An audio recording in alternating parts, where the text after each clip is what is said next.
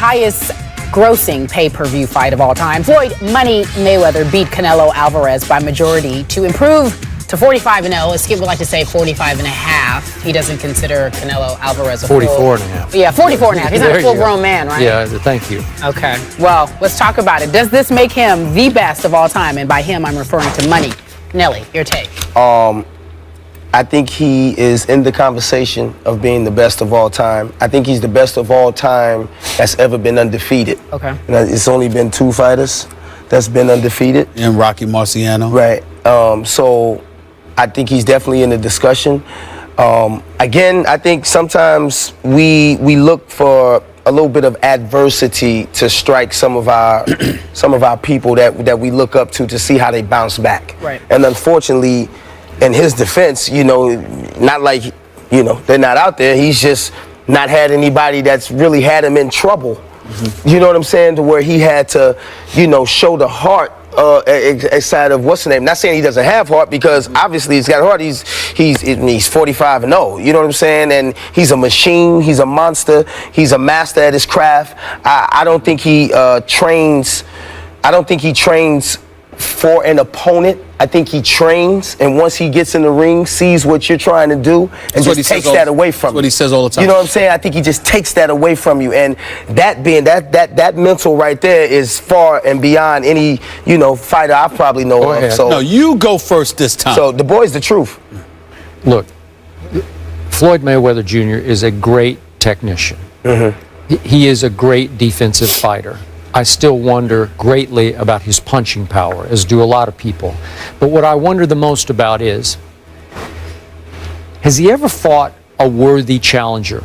Has he ever had a Joe Frazier or a George Foreman or a Ken Norton on his resume? Can you look back and you say, I can. Who? Diego Corrales.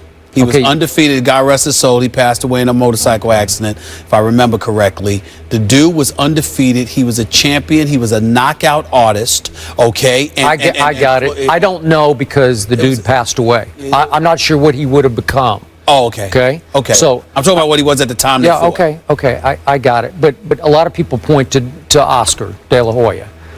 He's at the end of the run. I think that was more of a money fight, so to speak, for money. I would agree, but I would say that's not his fault, though. You know what I'm saying? So it's kind of a catch-22, because that's not his fault. All he can do is box who get into the ring. But you and I have talked about this. Right. You gained respect for Ali because he avenged some losses. Exactly. He went back and beat Joe Frazier. And he beat Ken Norton, and he beat Leon Spinks for what that was worth. And at the time, it was worth a whole lot. Right. But this guy has been so dominant that there's never been a reason for a big rematch, because he basically dominated. I can go right down the list. We know all the fighters. Right. I'm still not sure there's a superstar on the resume. Philadelphia Eagles played in the Super Bowl in 2004, I believe, against the New England Patriots in Jacksonville, Florida. I'm at a club, and you? Yes. You don't go out. After midnight? Yes. No. Yes. And Floyd is about to fight Arturo Gatti. Mm-hmm. God rest his soul. Died recently, a couple years ago. Floyd's about to fight him, and I'm like, this dude is like the modern day Rocky at the time. Watch yourself with this dude. Floyd sits there and grabs me and says, ain't no dude, and that's not the word he used. He said, ain't no dude with 6 losses gonna beat me. Don't you even worry about it. And that's been Floyd's attitude. If you have a loss on your resume, as far as Floyd is concerned, you just need to add to that list, because somebody else has figured you out, so he's damn sure gonna figure you out. That's how he thinks. Okay. When it comes to you being undefeated, you walk up in there, you ready for prime time, you go up against this dude, Skip, he is a magician. He's not a technician, he's a magician. This dude picks you apart. And by the way, he must have some kind of power, because no one walks through him to get him. Yeah. They don't walk through him to get him. Whatever it is that he's doing, he embarrasses dude. It's like he reminds you. This is what I think. You see guys with knockout power, and obviously we want to see that in a pugilistic sport, and we appreciate it.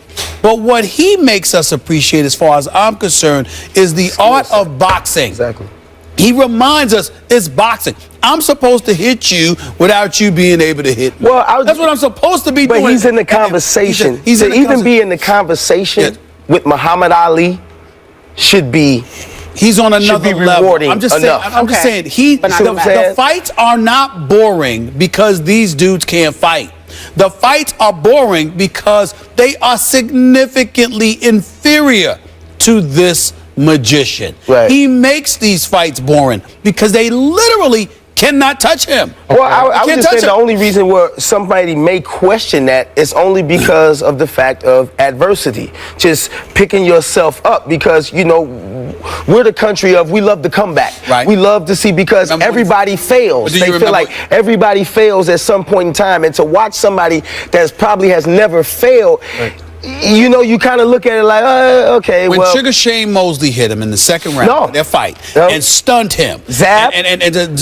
when they stunned him, I saw Floyd go to the stool, sit down, sit back up, and come out there and pick them apart. I mean, Right. just annihilated them. Right. That's what I'm talking about. And so it was a touch of adversity, but then he erases it. Well, I'm just That's what trying he does. to. When I say that, I'm saying him going into the late rounds being down and needing to win these last 3 rounds in order to win. And it's just you know what I'm saying? Like, and it's to his credit. It's not his fault. Yo, it is not his fault but that if he we does get back not to have the that. eye test, Yeah. and you and I have done this before, and I don't want to start it up again. He's not better than Muhammad Ali was at his best, pre-conscientious objecting. He's just not. And I believe that Don't put anybody above Ali. Sugar Ray Leonard would have knocked out Floyd Mayweather just on pure punching power, could have matched his magician skills, and would have knocked him out with And punching see, and that's power. where I think you're wrong. I don't know. Because I you know don't- why? I Because don't think- nobody's I don't know. catching Floyd continuously. They're not doing know. it. Let me tell you something right now. I got news for you. Hearns would have had a better shot of knocking out just gonna Floyd say that. than Sugar Ray. You know why? I think Hagler too. Well, what I mean is this: Hagler would have been too slow for him. Well, I'm saying He it's kept trying to bully him. Right. But, You know what I'm But he saying? would have been too slow for him, and that's the problem. Because Sugar Ray, that's Hagler. What Sugar Ray did to Hagler, Right. that wouldn't have happened. But here's why Hearns would have had a better opportunity than Sugar Ray to knock out Floyd, and I'm not saying he The would have reach? done it. Not just the reach and the height. All he needed was one punch. Right. Hearns could knock you out with one blow. Ask Pepino Cuevas. Ask Roberto Duran, cats like that. He'd have dropped you. It'd have been over. Sugar Ray Leonard wasn't going to take you out with one punch. Sugar Ray Leonard was an assassin. He smelled was an assassin. He smelled blood. He came for you. But Ask you got to get Hearns. blood. Hearns don't need blood. Hearns is sitting there. You wide awake.